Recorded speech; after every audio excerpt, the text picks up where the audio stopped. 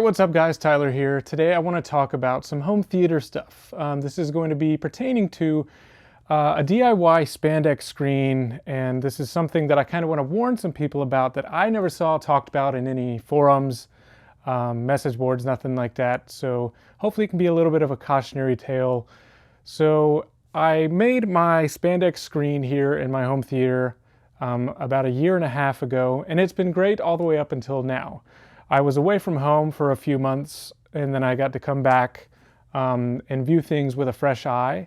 And I don't know if it had something to do with, just sitting here unused, or after hours and hours and hours of being used, of the light hitting the screen.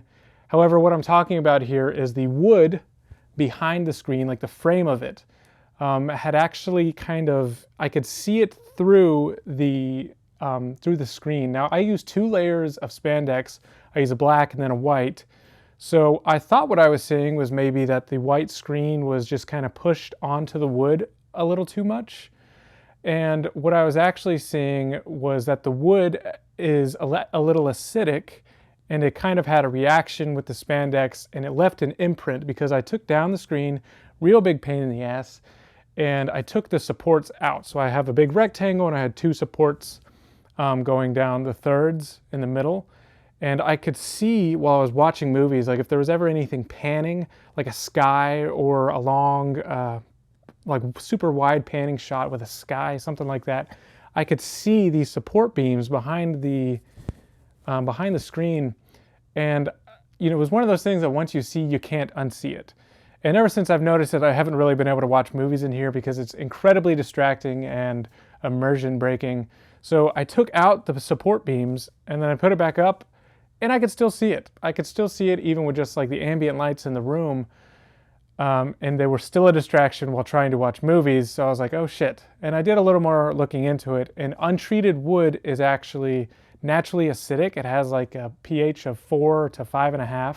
So I guess over time that caused a reaction with those support beams just barely touching the supports there, which is really crazy. Like I said, once you see it, you can't unsee it. My wife was like, I don't see nothing. I found it like I couldn't even watch a movie in here. It was kind of ruining it for me. Once you've had a perfectly uniform screen and then you start seeing like two big old errors like that, and I could see it when there wasn't even a movie going, it's a real big pain in the ass. So what did I do to fix it? Well, I had to take the screen down and take off the layer of white and then put on a whole new layer of white. I had to use this thing here. It's a little like staple remover. I tried doing it with a screwdriver and some pliers. That was a ginormous pain in the ass. Don't recommend it. Get this little cheap thing from Amazon. Now I don't really want to go into it like how you really go about making a spandex screen. It's very simple. You make a frame, you put the spandex on, and you staple it along the back, kind of like a canvas. Like it's like wrapping a canvas. You pull it taut and you staple it down. You do 2 layers, trim it up with some scissors, and then I put some edge on there, some black velvet to clean up the edges.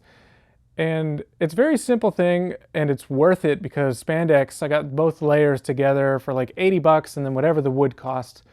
And I hope that I never have to do this again, because taking off all those staples and then hoping that you did it right again a second time when you're putting on that new layer, it's a little scary. It's not fun. You don't like to redo these things after you've done them right. You think you've done them right. After you've completed it, you don't want to redo it. So I actually left the supports out this time, and I find I don't really need them.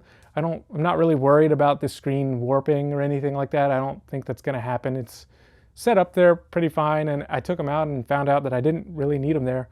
But if I was to do this from the very, very beginning, because I didn't want to rip out the layer of black on there, that original layer of black, I had way more staples in that one from the first time I did it, and it would have been just a mess to completely do that.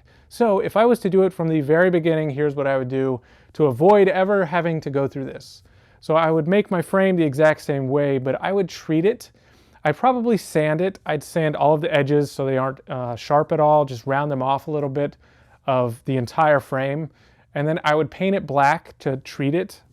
One, so you don't get any white or like very light wood reflecting back at you, but it treats it and prevents that acidity from going into the spandex. But Also, it can help prevent any reflections, but I never really saw them. Even with my spandex, that black was really good at preventing the reflections, but I don't really know if what happened was purely from the acidity of the wood or if it was from the light hitting that wood and causing some sort of reaction. But it's not fun. Like I said, sand it all down, treat it with some black paint. You can spray paint it, whatever, make sure it's dry, and then do everything the same, throw your spandex on, and then you should never have to worry about any of the light bleed issues or the acidity issues from the wood.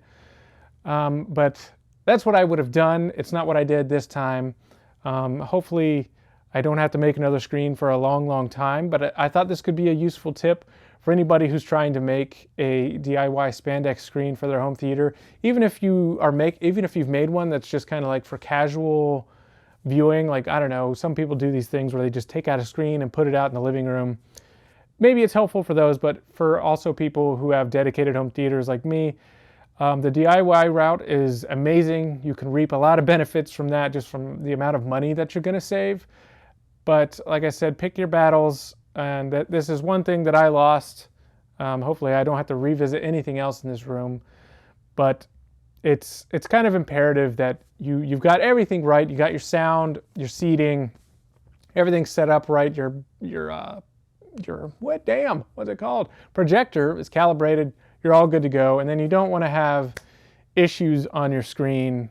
It's just unpleasant. So hopefully this tip can help somebody out who's looking for a spandex screen, but I never saw anybody doing it or talking about it. So definitely do it, because it is not fun. All right, guys, I'll see you on the next video. It's been fun.